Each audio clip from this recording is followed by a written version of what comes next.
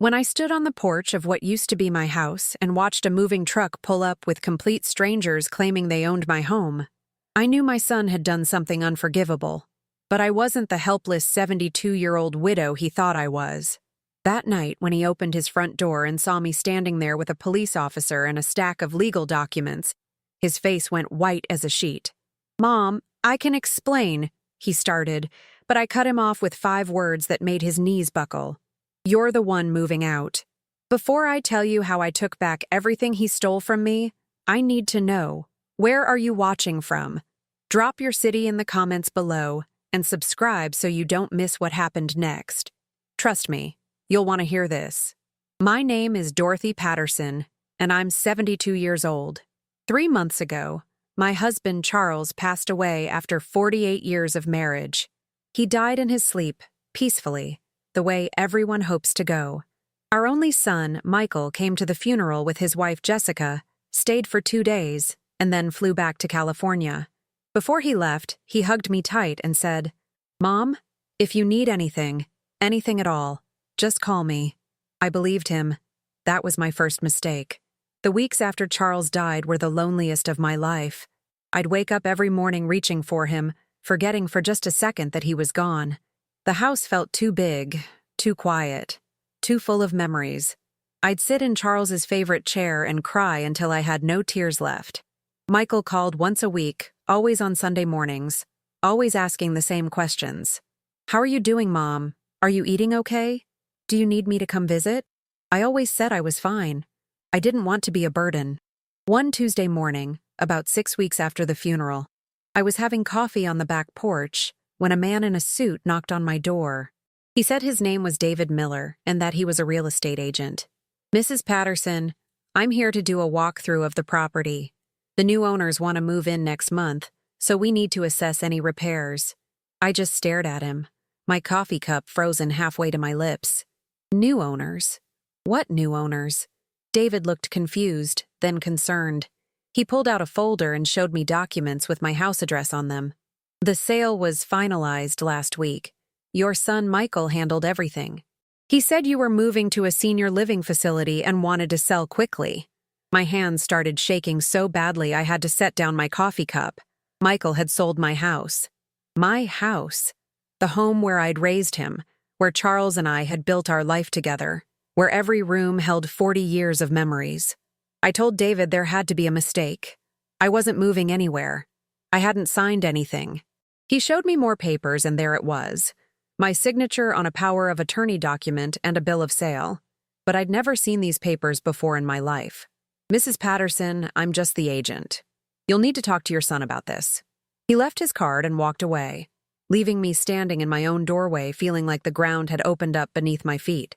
I called Michael immediately. My hands were shaking so hard I could barely dial. He answered on the 4th ring, his voice casual and cheerful. "Hey, Mom, what's up?" I asked him what the hell was going on with my house. There was a long pause. Then he sighed like I was a child who didn't understand something simple. "Mom, we talked about this.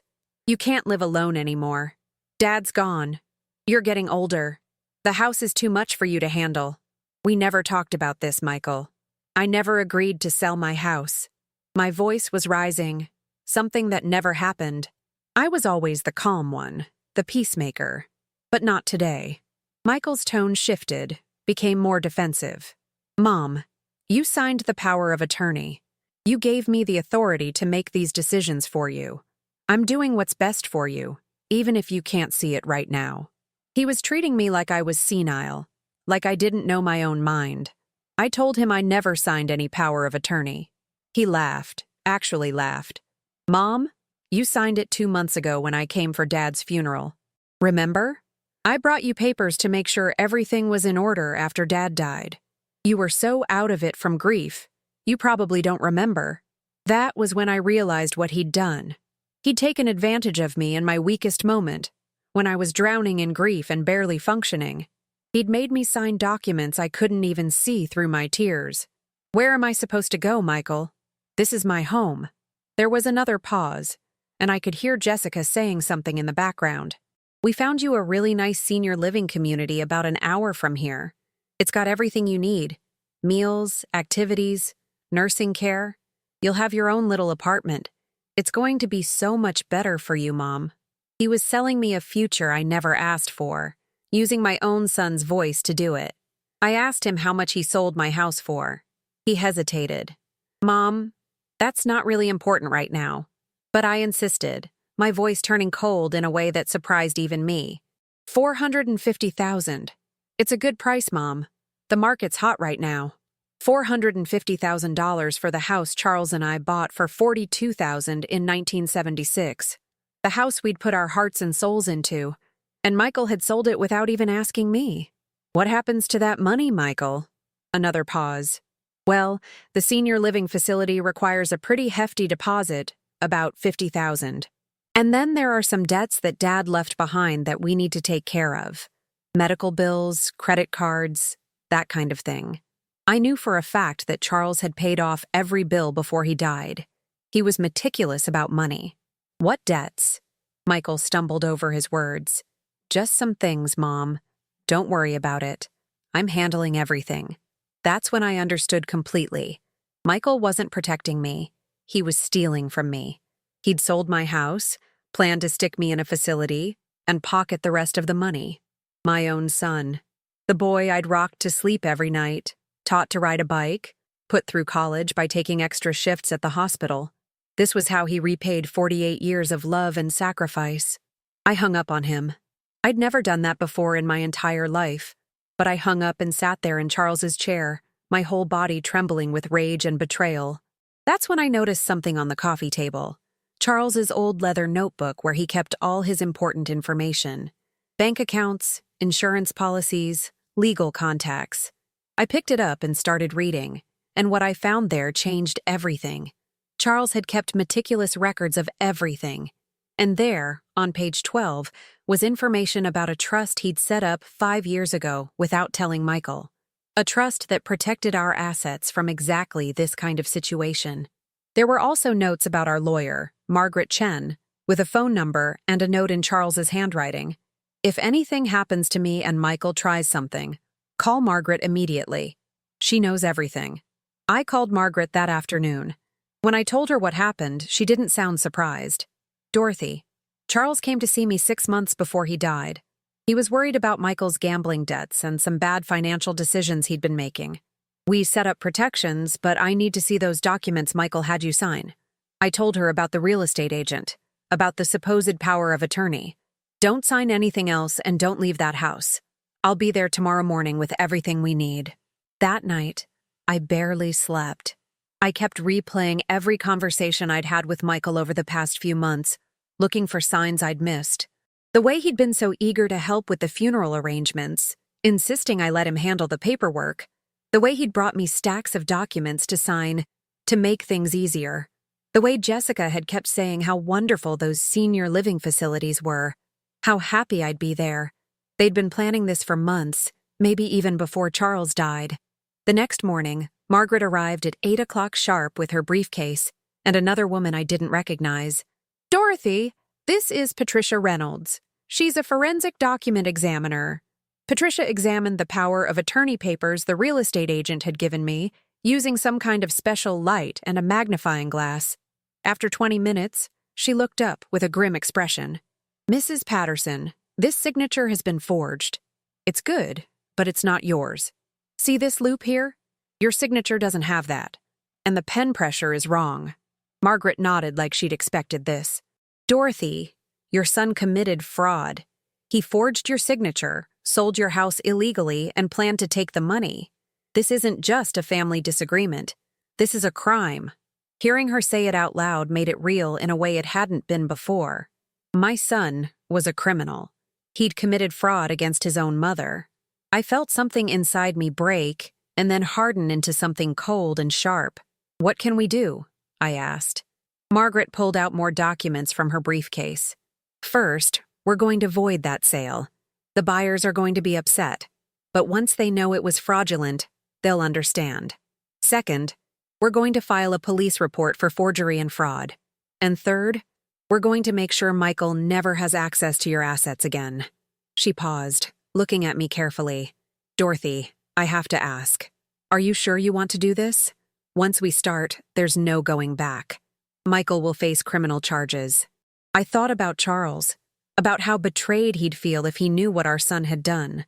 I thought about 48 years of living in this house, of raising Michael here, of every sacrifice we'd made for him. I thought about how easily he'd thrown it all away for money. Do it, I said. Do everything. He made his choice when he forged my name. Margaret made a phone call right there in my living room to someone at the police department. Within an hour, 2 officers arrived to take my statement.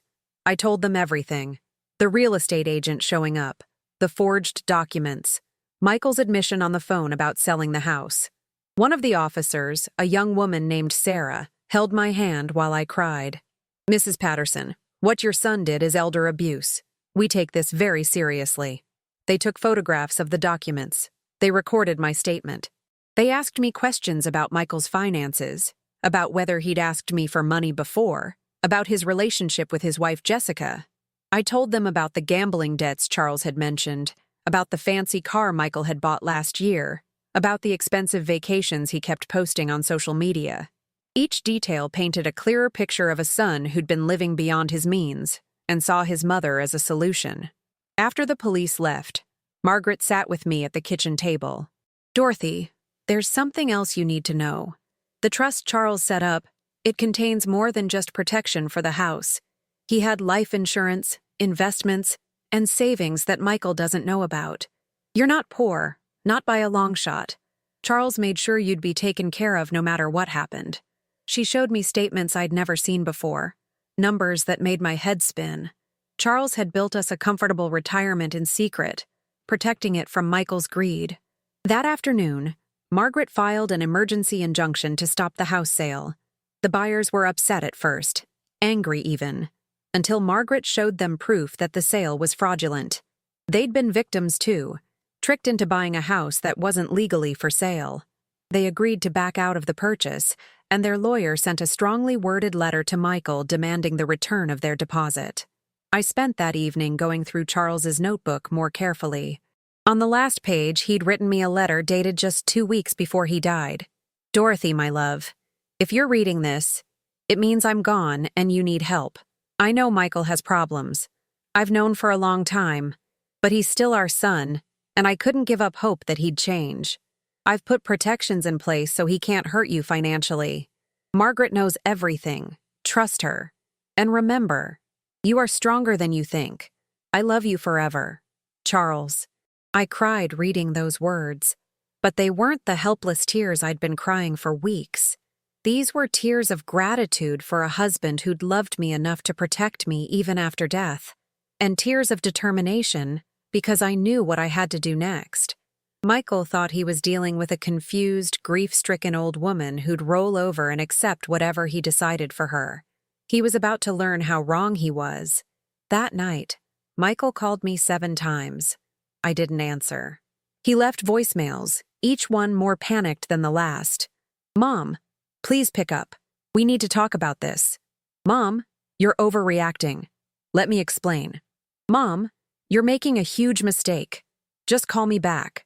By the 7th message, his tone had changed completely. Mom, if you go through with this, you're going to ruin my life. Is that what you want?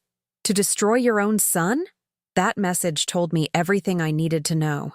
He still thought this was about him, about what he wanted, about his life. He'd learned nothing. The next morning, Margaret called with news. Dorothy, the police are issuing a warrant for Michael's arrest. They want to bring him in for questioning about the forgery and fraud. And there's more. They found evidence he's done this before, to Jessica's grandmother 3 years ago. She dropped the charges because he paid her back. But there's a pattern here. The district attorney wants to prosecute.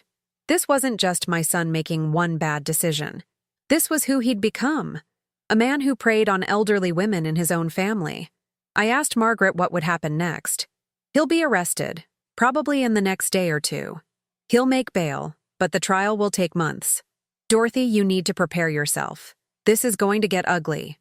Michael will try to make you feel guilty. Try to convince you that you're the one hurting him. You need to stay strong. I told her I would, but as I hung up the phone, I wondered if I really could. He was still my son. Was I doing the right thing? That afternoon, as I was watering the roses Charles had planted 10 years ago, my neighbor Helen came over. She'd lived next door for 20 years and had watched Michael grow up. "Dorothy, I heard what happened. I'm so sorry." I asked her what she'd heard. "That moving truck that came last week? The driver told my husband they were supposed to start loading your things next Monday. Michael had already scheduled it all without telling you. So it was even worse than I thought. He'd been planning to have my entire life packed up and taken away while I was still processing my husband's death." Helen hugged me tight. "You're doing the right thing, Dorothy. I know it doesn't feel like it, but you are. Charles would be so proud of you." Those words broke something open inside me. Charles would be proud. He'd protected me knowing this day might come.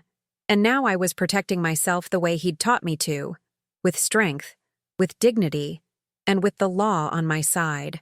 That evening, as the sun set over the backyard where Charles and I had spent so many peaceful evenings, I made myself a promise. I was going to fight for my home, for my dignity, and for every elderly person who'd been taken advantage of by someone they trusted. Michael had made a terrible mistake when he underestimated his mother. And tomorrow, when he opened his front door to find the police standing there, he was going to learn just how big that mistake really was. The police arrested Michael 2 days later at his office in downtown Sacramento. Margaret called me as it was happening. "Dorothy, they're bringing him in now. Are you sure you're ready for what comes next?" I told her I was, but honestly, I wasn't sure. Part of me still wanted to be the mother who fixed everything for her son. But that mother had raised a man who forged her signature and tried to steal her home. So I stayed silent and let justice do its work. Michael called me from the police station. I let it go to voicemail. "Mom, please. They arrested me at work. Everyone saw. My boss, my colleagues, everyone. They're saying I committed fraud against you. Mom, you have to fix this. Tell them it was a misunderstanding. I'm your son. How can you do this to me?" His voice cracked at the end, and for a second, I felt my resolve waver. Then I remembered standing in my doorway listening to a stranger tell me I'd been evicted from my own life. Jessica called next. Her voice was cold, controlled, nothing like the sweet daughter-in-law who used to bake me cookies at Christmas. "Dorothy, I don't know what game you're playing, but you need to drop these charges immediately. Michael is facing 5 years in prison. 5 years. Do you understand what that means for our family? For our children?" I hadn't known they had children. Michael hadn't told me I was a grandmother. That hurt more than I expected. "How many grandchildren do I have, Jessica?" There was a long pause. 2. Emma is 5 and Dylan is 3. "But that's not the point right now, Dorothy. The point is," I cut her off, "the point is that Michael committed a crime against me, and you all kept my grandchildren from me." "Did you know about the house, Jessica? Did you know what he was planning?" Another pause. Longer this time. "We needed the money, Dorothy. Michael's business is failing. We're drowning in debt. We had no choice." "There's always a choice. Michael chose to forge my name instead of asking for help. You chose to help him. Now you both have to live with those choices." I hung up and immediately felt guilty, then angry at myself for feeling guilty. This was what they wanted.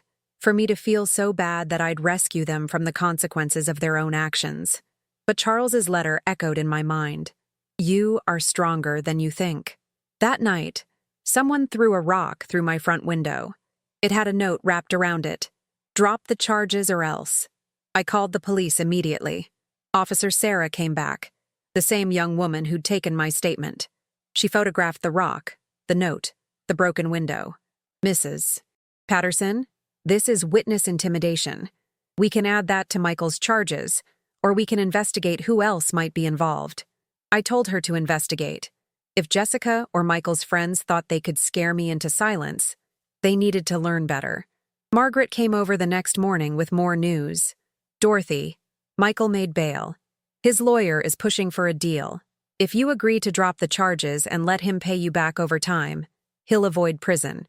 I asked how much "pay me back" meant. "About 50,000, spread over 10 years. That's all they claim he can afford." 50,000 when he'd tried to steal 450,000.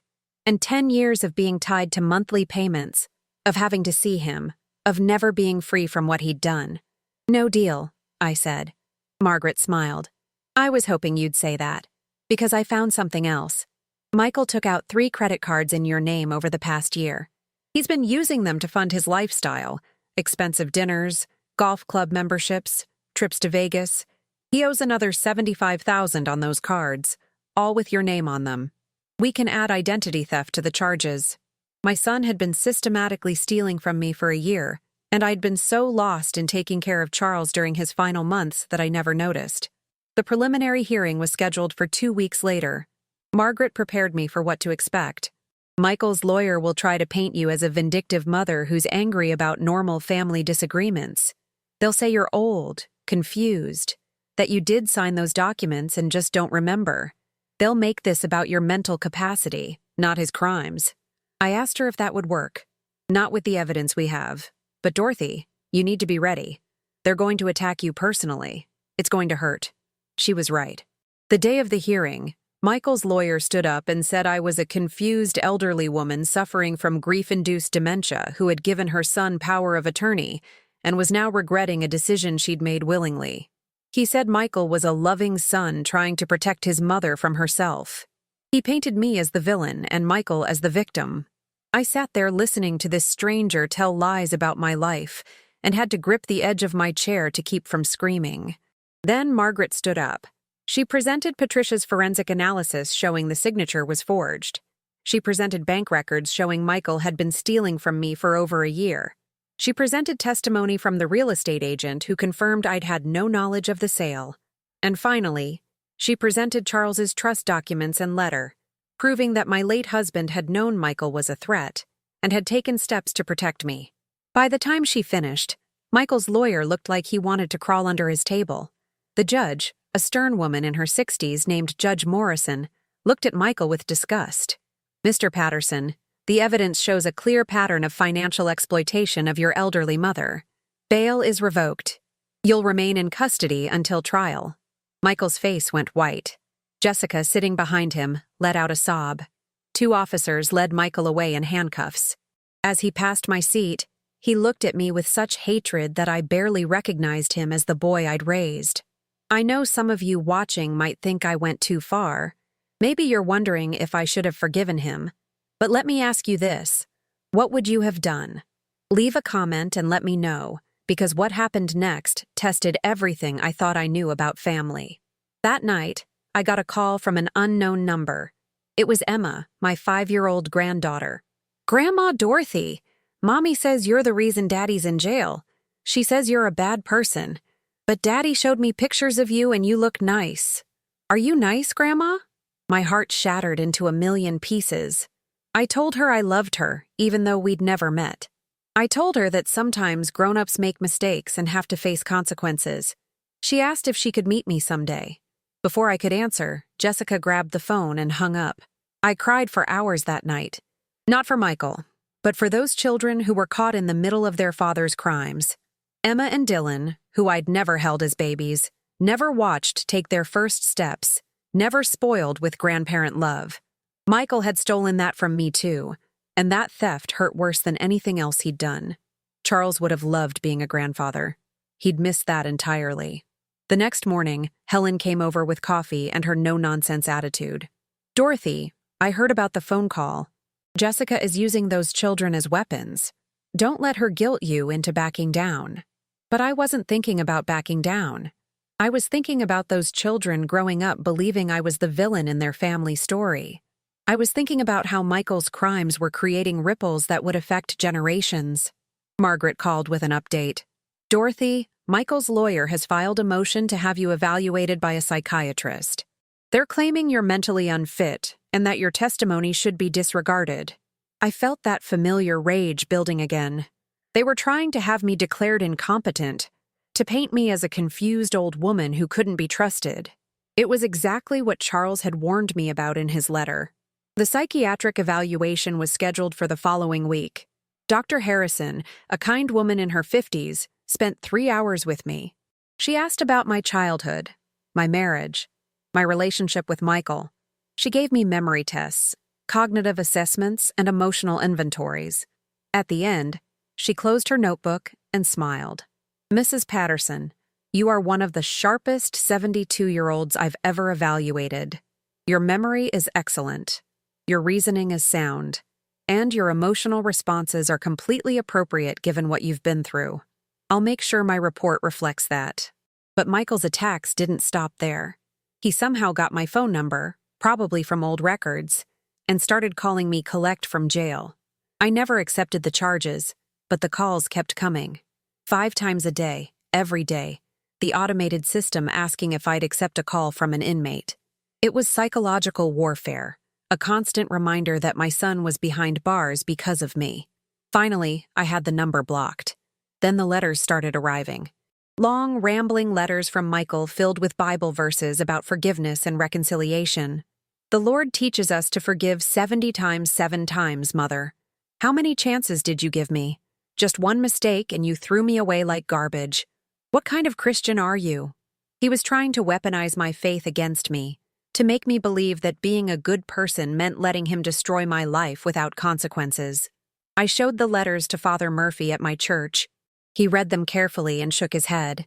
"Dorothy, forgiveness doesn't mean accepting abuse. God doesn't ask us to be doormats.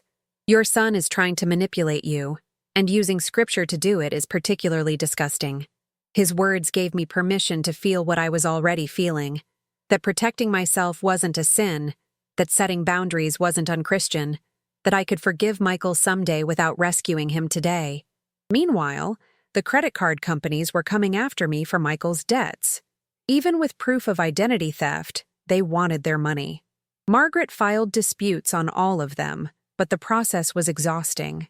Every day brought new bills, new collection notices, new threats. Michael had created a financial mess that would take years to completely untangle. And through it all, I had to keep living in the house he'd tried to steal, surrounded by memories of the son he used to be. Jessica started a crowdfunding campaign online. "Help a Family in Crisis," it was called. She told a story about how her husband was being unfairly prosecuted by his vindictive mother, who wanted revenge for imagined slights. She posted pictures of Emma and Dylan, saying they might lose their home because Grandma was being cruel. The page raised $15,000 before Margaret found it and had it taken down for containing false information. But the damage was done. I started getting hate mail from strangers, people who'd read Jessica's lies and believed I was a monster. "What kind of mother sends her own son to jail? You should be ashamed of yourself. I hope you die alone." One letter was so vicious that Officer Sarah opened an investigation into online harassment. But the words still hurt. Strangers were judging me based on lies, and there was nothing I could do to make them understand the truth. Helen's daughter, Rebecca, who worked in social media, helped me understand what was happening. "Dorothy, this is called a smear campaign. Jessica is controlling the narrative, making herself and Michael look like victims. You need to tell your side of the story." But I didn't want to air my family's dirty laundry online. I didn't want to become a viral story, a cautionary tale, an internet sensation. I just wanted my life back. The trial date was set for 3 months away. 3 months of living in limbo, of waiting, of dealing with the daily attacks from Michael's supporters. Margaret warned me it would get worse before it got better. The closer we get to trial, the more desperate they'll become. They'll try anything to get you to drop the charges. You need to stay strong. But I was tired. So tired. Some mornings I woke up wondering if it would be easier to just let it all go. Looking back now, those 3 months were the hardest of my life. Harder than losing Charles. Harder than anything I'd been through. But if I'd given up then, everything that came next would never have happened. Then something unexpected happened. A woman named Gloria Martinez contacted Margaret. She'd seen the crowdfunding page before it was taken down and recognized Michael's name. "He did the same thing to my mother 4 years ago," she told Margaret. "He was her financial advisor. He convinced her to give him power of attorney. Then he drained her accounts. She was too scared to press charges because he threatened to put her in a nursing home if she told anyone." Margaret arranged for me to meet Gloria and her mother, Rosa. Rosa was 81, frail, but with eyes full of fire. "He took everything from me," she said in accented English. "My savings, my late husband's pension, everything. I lived on food stamps for 2 years because of him. When I finally got the courage to report him, the police said it was too late. The statute of limitations had passed. But I can testify at his trial. I can show the jury this wasn't his first time." Having Rosa's testimony changed everything. Michael wasn't just a son who'd made one mistake. He was a predator with a pattern. Gloria told me there were probably other victims too. Elderly women he'd befriended and betrayed. Margaret hired a private investigator to find them. Within 2 weeks, they'd found 3 more women with similar stories. Michael had been running this scam for at least 5 years. The district attorney, a tough woman named Sandra Kim, called a meeting with me and Margaret. "Mrs. Patterson, with these additional victims, we can pursue this as a pattern of elder abuse. Michael could be facing 15 to 20 years instead of 5.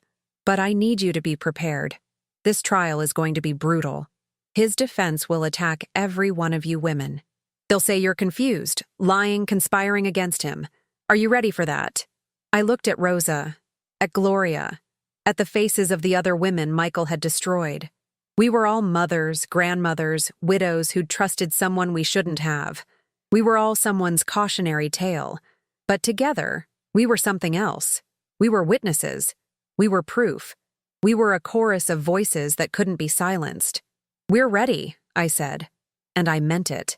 Michael's new lawyer, an expensive defense attorney Jessica had somehow hired, filed motion after motion to keep Rosa's testimony out. He argued it was prejudicial, that past acts couldn't be used to prove current charges. But Judge Morrison denied every motion. "The pattern of behavior is directly relevant to proving intent and knowledge," she ruled. "The jury will hear from all the victims." That's when Michael finally broke. He sent me one more letter, different from all the others. "Mom, you win. I'll take a plea deal. I'll admit to everything. Just please, don't make me go through a trial where everyone hears what I did to those other women.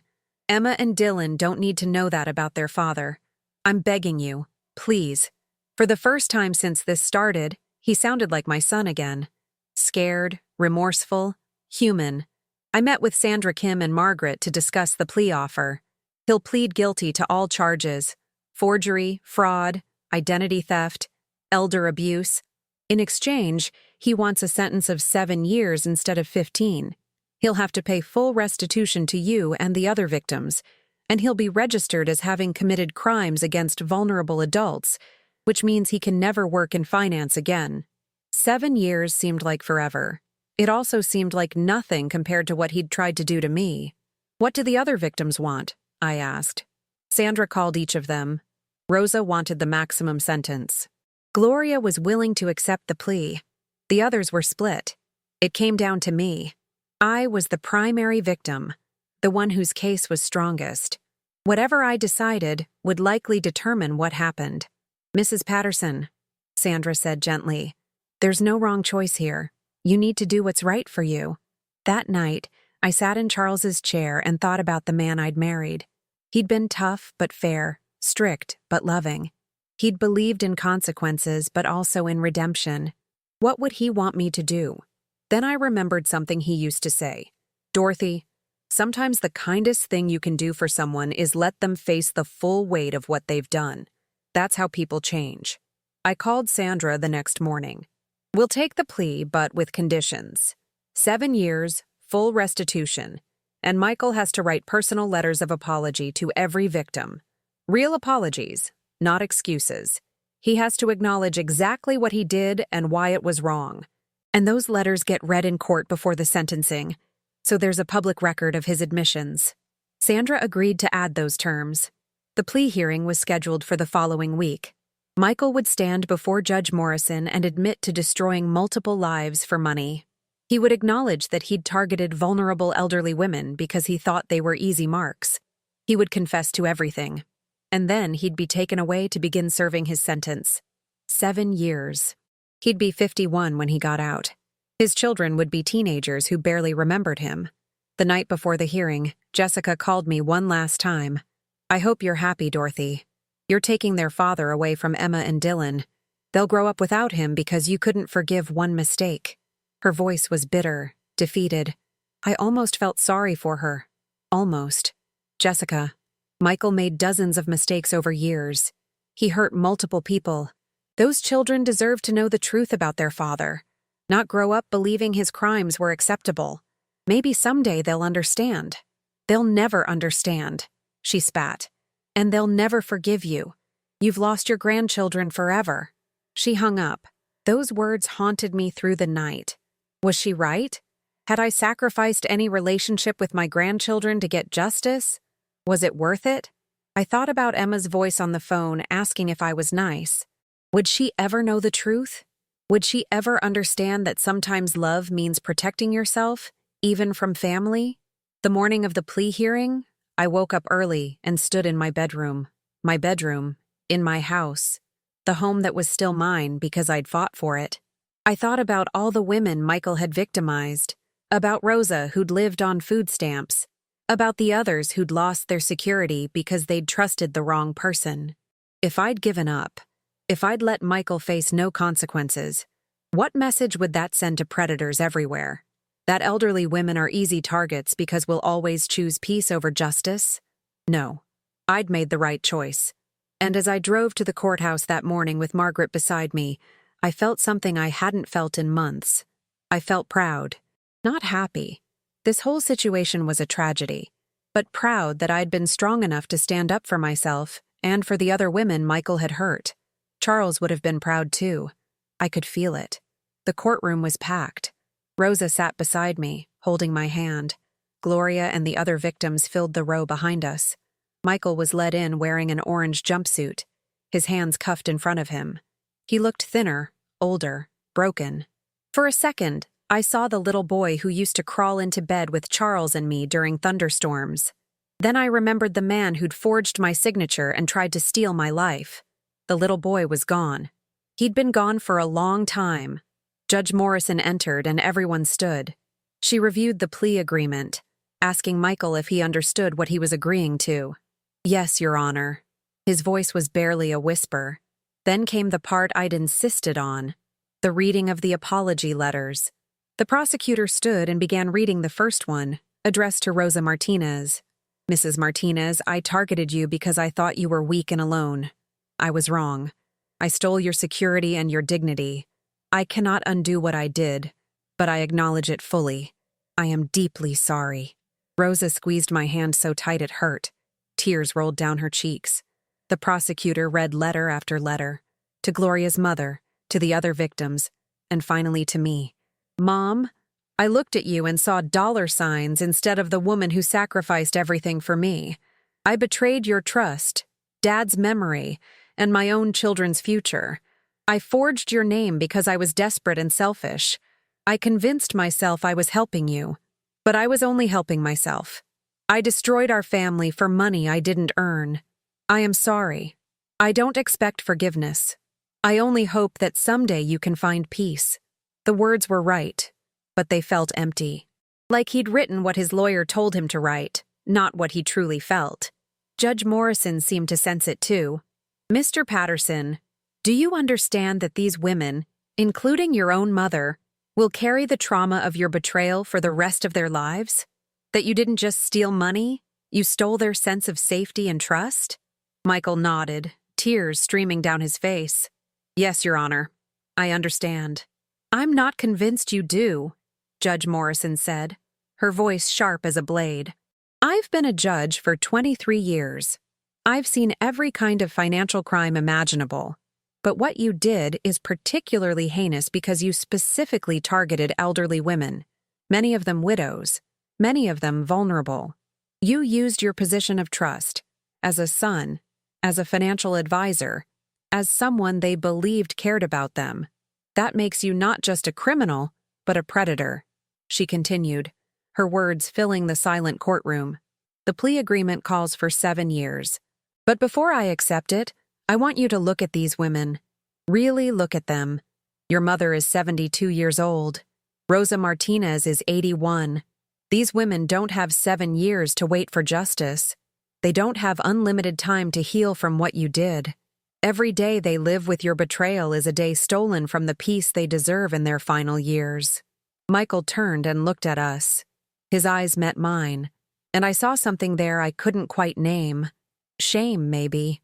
Or regret. Or maybe just fear of what came next. Your Honor, he said, his voice shaking. I know I can't fix what I did, but I want you to know. Mom, I want you to know that sitting in jail these past months, I've had time to think about who I became.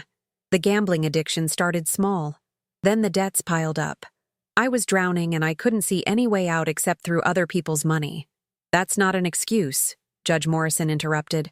I don't want your excuses, Mr. Patterson. What I want to know is, if you hadn't been caught, would you have stopped? Would you have suddenly developed a conscience? Or would you have kept victimizing elderly women until someone finally stopped you? The silence that followed answered her question. Michael looked down at his cuffed hands. We all knew the truth. He would have kept going. I was just the first one brave enough to fight back. Judge Morrison accepted the plea. Michael Patterson, you are hereby sentenced to 7 years in state prison with no possibility of parole for the first 5 years.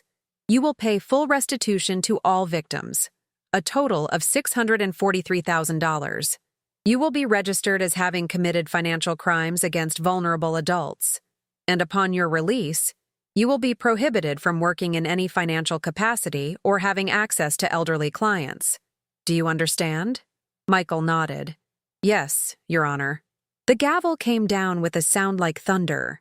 It was over. After months of fighting, of sleepless nights, of hate mail and threats and psychological warfare, it was finally over. Michael was led away by the bailiffs. He didn't look back at me. Jessica, sitting in the back of the courtroom, sobbed loudly. Emma and Dylan weren't there, thank God.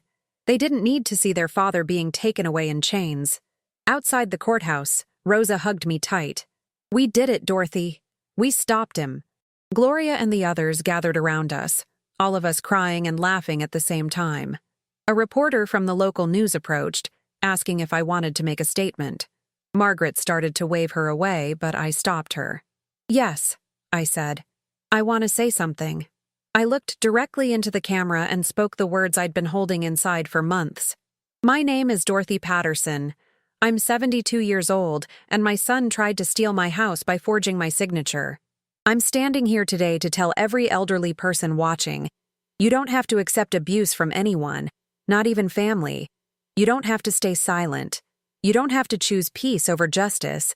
If someone is hurting you, stealing from you, manipulating you, you have the right to fight back. And you're stronger than they think you are. The reporter asked if I had any message for my son.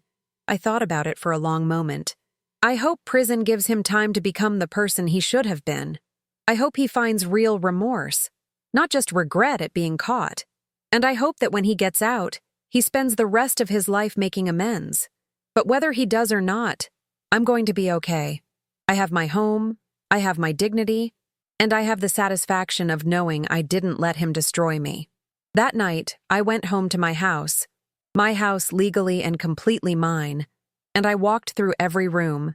The kitchen where Charles and I had cooked thousands of meals together. The living room where we'd watched Michael take his first steps.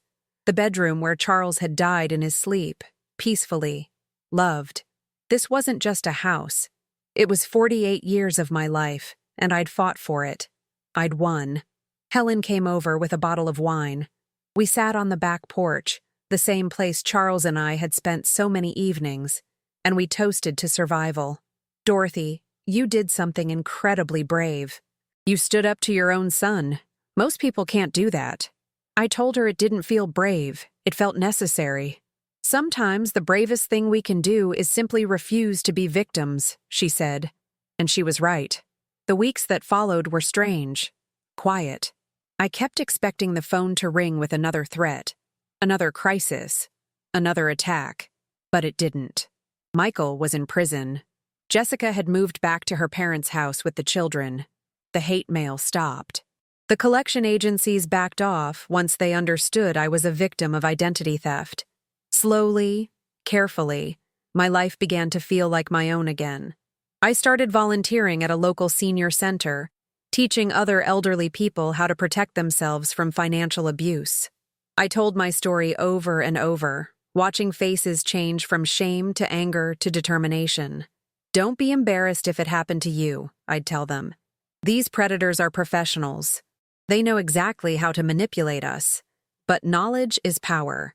Now that you know their tactics, you can protect yourself and others. Rosa became one of my closest friends. We'd meet for coffee every Tuesday, two elderly women who'd survived the same predator. She told me about her life in Mexico before coming to America, about her late husband, about the grandchildren who visited her every Sunday. Michael took my money, she said once, but he didn't take my spirit. That's what he didn't understand. We are more than our bank accounts. 3 months after the sentencing, I received a letter from the prison. It was from Michael, but different from the manipulative letters he'd sent before. Mom, I don't expect you to read this. I don't expect anything from you anymore. But I'm in a program here for inmates with gambling addictions, and part of the process is taking real accountability. Not the fake apology my lawyer wrote, but the truth. The truth is, I saw you as weak. I saw all those women as weak. I thought being old meant being stupid. Being vulnerable meant being available for exploitation. I was wrong about everything. The letter continued. I've been thinking about Dad a lot, about how disappointed he'd be. He tried to teach me to be a man of integrity, and I became a man who stole from his own mother. I can't change that. I can't take back the pain I caused. But I can promise you this. I will spend every day of the rest of my life trying to be the son you and Dad deserved. Not for you, because I don't deserve your forgiveness, but for Emma and Dylan, so that maybe they can grow up to be better than their father. I read that letter 3 times. It sounded different, more honest, more raw. Was it real? I didn't know. Maybe I'd never know. But I decided to write back, just once. Michael, I'm glad you're getting help. I hope you find real redemption, not just the appearance of it. Your children deserve a father they can be proud of. Whether I forgive you or not doesn't matter as much as whether you truly change. That's between you and God now. I'm at peace with my decision to prosecute you. I hope someday you'll be at peace with the consequences of your choices. 6 months after the trial, something unexpected happened. Jessica called. Her voice was different, smaller, humbler. Dorothy, I owe you an apology. I've been in therapy, trying to understand how I participated in Michael's behavior. I knew what he was doing was wrong. I should have stopped him. Instead, I helped him because I was scared of losing our lifestyle. I was complicit, and I'm sorry. I didn't know what to say. This was the last thing I'd expected. She continued. Emma asks about you. She wants to meet you. I've been telling her the truth, that Grandpa Charles died, that Daddy made some very bad choices, and that you were brave enough to stop him. She says you sound like a superhero. My eyes filled with tears. A superhero. My granddaughter thought I was a superhero. Can I meet them? I asked. Please, I've missed out on so much already. The meeting was arranged for the following Saturday at a park halfway between our houses. I was so nervous I barely slept the night before. What if they hated me? What if Emma had been told terrible things? What if I'd lost them forever? But when I arrived at the park, I saw a little girl with Michael's eyes and Charles's smile running toward me. Grandma Dorothy, Mommy showed me pictures. You look just like the pictures.